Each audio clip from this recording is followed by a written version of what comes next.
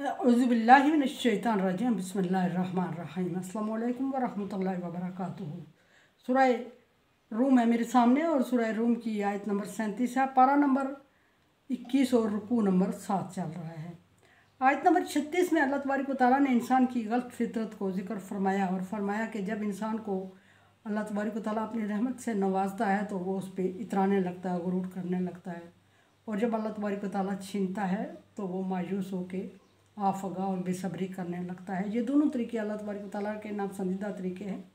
अल्लाह तबारक व तआला ने हर सूरत में मियाना रवि का हुक्म दिया। अब आखिरी आयत नंबर 36 के आखिर में मैंने यकना तो का मतलब अर्ज़ किया कि माली तंगी की तरफ भी इशारा है इसमें। यकीनन अगली आयत में यही फरमाया अल्लाह तबारक व तआला ने।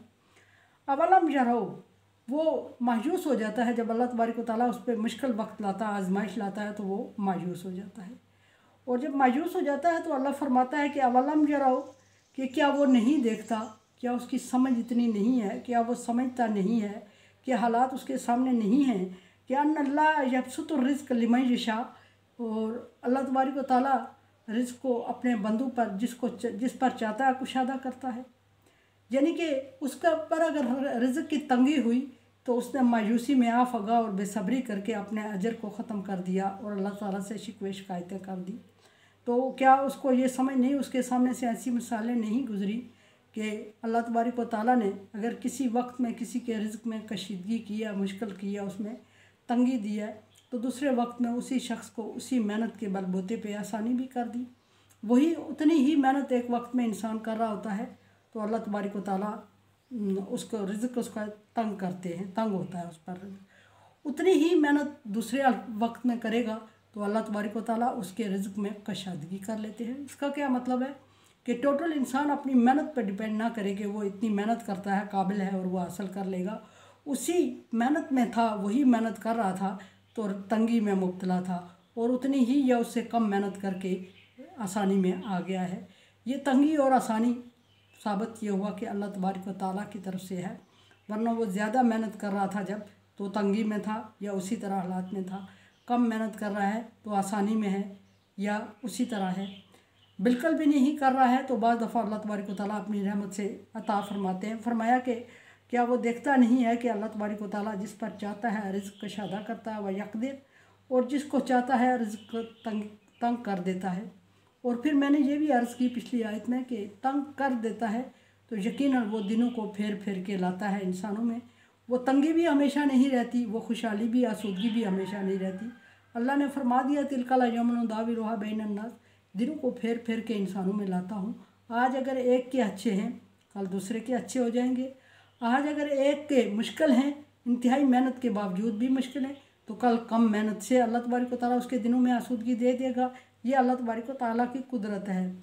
व इन्ना फी ज़ालिका लाआयातिन लिक़ौमिन युमिनून, और इसमें अल्लाह तबारक व तआला फरमा रहे हैं कि ईमान वाली कौम के लिए इसमें निशानियां हैं, ईमान वालों के लिए इसमें निशानी है। क्या किस में निशानी है? अर्ज़ की मैंने कि कभी उसी मेहनत में अल्लाह ने, उतनी ही मेहनत में अल्लाह ने रिज़्क़ में तंगी कर दी, उससे कम मेहनत में अल्लाह तबारक व तआला ने कुशादगी कर दी। इसमें निशानी ये है कि ये तंगी और आसानी, ये मुश्किल, ये अल्लाह तबारक व तआला की तरफ से है। और दूसरी निशानी ये है कि ये आजमाइश है इंसान के लिए, और आजमाइश के पीछे जिक्र हो चुका है कैसे गुजारनी चाहिए। और तीसरी निशानी ये है कि ये कोई भी वक्त हो, तंग हो या आसान हो, हमेशा एक जैसा नहीं रहता।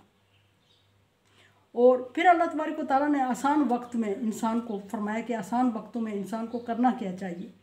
फरमाया कि फ़ाआति ज़ल कुर्बा हक़्क़हू वल, और आसान वक्त जब आ जाए, रिज़्क़ की कशादगी हो जाए, तो उसमें अल्लाह तबारक व तआला ने शुक्राने के कुछ तरीके ज़िक्र फरमाए। यहाँ पहला तरीका फरमाया कि आती ज़ल कुर्बा हक़्क़हू, और करीबी रिश्तेदारों को, कराबत वालों को उनका हक़ अदा करो, उनका हक़ दे दिया करो।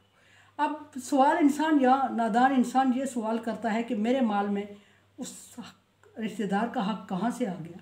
अगर अल्लाह तबारक व तआला ने कुशादगी से अता किया है, तुम्हारी कम मेहनत से ज़्यादा अता किया है तुम्हें, तो फिर उसमें करीबी रिश्तेदारों का हक़ भी है, तभी कुशादगी हुई है। और दूसरा सवाल ये आता है कि करीबी रिश्तेदारों का हक़ है तो अल्लाह तबारक व तआला ने उनको डायरेक्ट क्यों नहीं दे दिया? तो अगर अल्लाह तबारक व तआला उनको डरक दे देता तो फिर पहले वाले इंसान की आजमाइश कैसे होती। आजमाइश मकसूद थी कि एक को ज़्यादा दे के दूसरे को तंगदस्त करके आजमाया दोनों को, एक को इस तरीके से कि वो ज़्यादा नेमत के उसूल पे क्या करता है और दूसरे को कि वो तंगदस्ती में क्या करता है, दोनों की आजमाइश हो गई। फरमाया कि वल मिस्कीना, और मिस्कीन और गरीब लोगों को उनका हक अदा करो। वबन सबील, और करीबी रिश्तेदार और मुसाफिरों को हक अदा करो। इससे ज़कात भी मुराद है, फ़र्ज़ सदक़ात जिनको ज़कात कहा जाता है।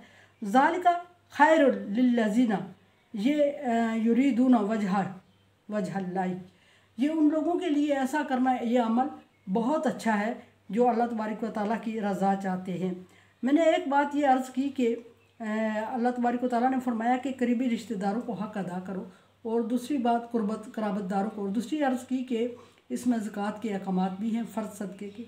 तो एक बात ये वाज़े करती चलूँ कि करीबी रिश्तेदारों में कुछ जो ज़कात के मुस्तहिक भी हूँ, और अगर वो हमारे ऐसे करीबी रिश्तेदार हूँ तो कि जिनकी कफ़ालत हम पे फ़र्ज़ है, तो उनको ज़कात की रकम नहीं दी जा सकती।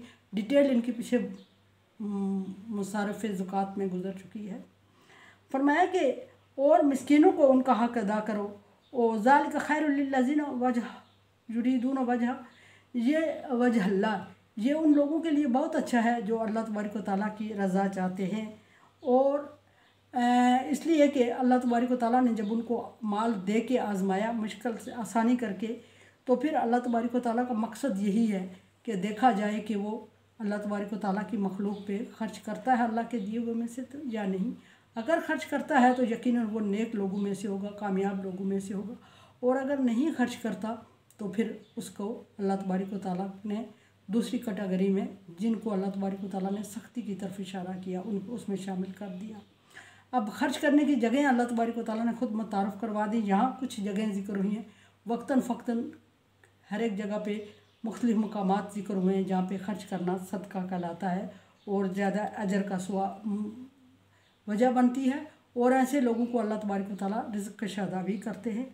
फरमाया कि उलाइका हुमुल मुफ़लिहून, जो लोग अल्लाह तबारक व तआला के दिए हुए में से मुश्किल वक्त में सब्र करते हैं और आसान वक्त में शुक्र करते हैं। और शुक्र का तरीका ये कि अल्लाह के दिए हुए में से अल्लाह की मखलूक पर ख़र्च करते हैं। किस मखलूक पर?